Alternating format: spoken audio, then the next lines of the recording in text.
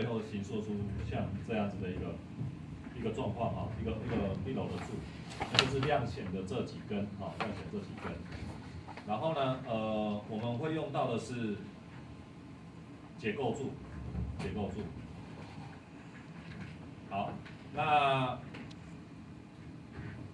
会用到的工具就是这个复制，好，这个复制，然后会用贴上的功能，会在想要的楼层上去做一个复制的动作，然后我们会暂时复制在FL2，好，然后呢再去做后续的参数化的调整，待会我会再说明一次，然后呢就可以形成这样的一个柱体。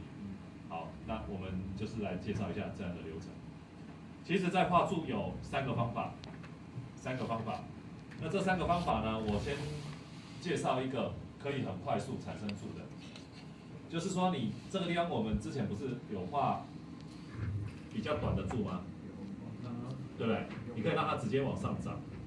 好，那目前我先把我的视图，因为我的性质跟专案管理器好像有关掉，所以我必须把它叫出来哈。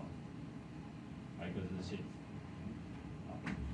那这个地方呢，我去选它，点一下，按滑鼠右键，选取所有实体在这个视图里面可看见的跟它一样的选起来。所以选到了之后呢，接下来我就是控制它的参数。我希望我的柱继续发展到2楼，好套用，所以这个是最快的方式，把刚刚我要你们呈现的结果呈现出来。但是这样子的差异在哪里呢？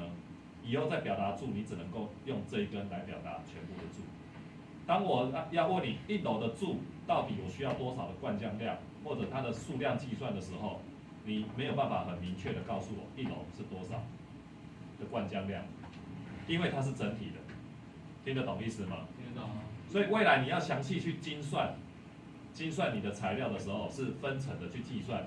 那你就要分层的去干，但是今天如果很快速的要去呈现一个模型体，很快速的，不需要去精算的，你就用这种办法就可以了。你甚至可以让它直接怎么样，长到屋顶。好，那如果一根不够，你一样可以选取，好，大家一起来，好 RFL， 好，所以这样子的作业是比较快速的成型。但是我们目前在教同学都是教比较严谨的做法。所谓严谨的做法呢，就是比较用严格的标准来执行。那未来如果需要宽松的时候，你自己再慢慢调整啊，调整成比较轻便的方式。好，这个是一种。另外一种呢，就是我们刚刚讲的，你可以怎么样呢？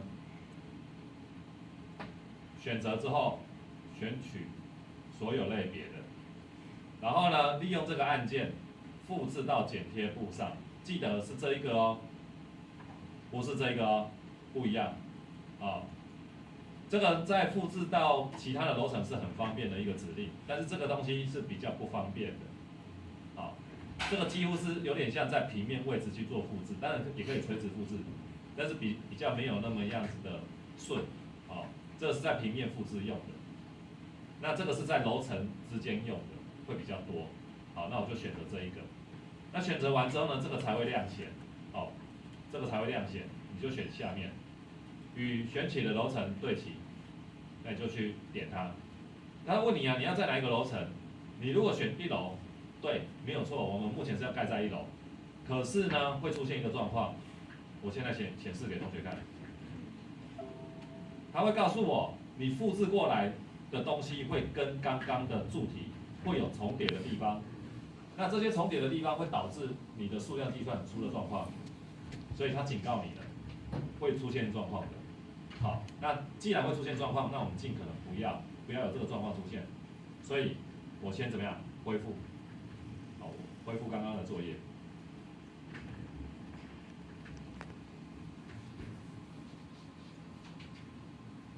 好，我恢复刚刚的作业，那接下来一样哦。好，全部选起来，一样复制，好，复制在剪贴簿，然后选取楼层，我就先暂时在2楼，我把它放在2楼，好，这样子总可以了吧？只是呢，这样的位置好像并不符合我们目标的期待。目标的期待是从1楼涨到2楼，那没有关系，同学，从1楼涨到2楼，那我可以从这里去调吧。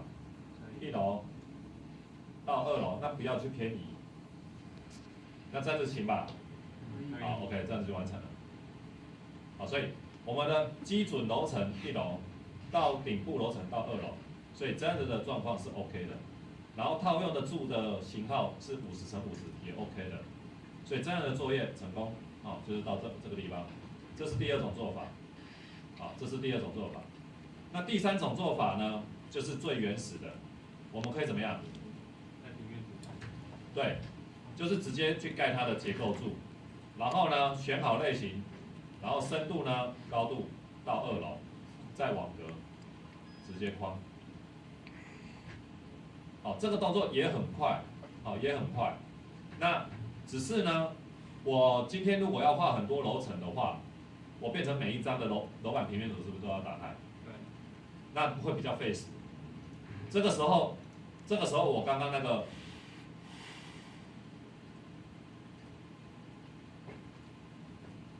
这个时候我的复制到剪贴簿的功能就出现了，那我就可以去勾选我要在哪个楼层。那这样的作业是不是很省事？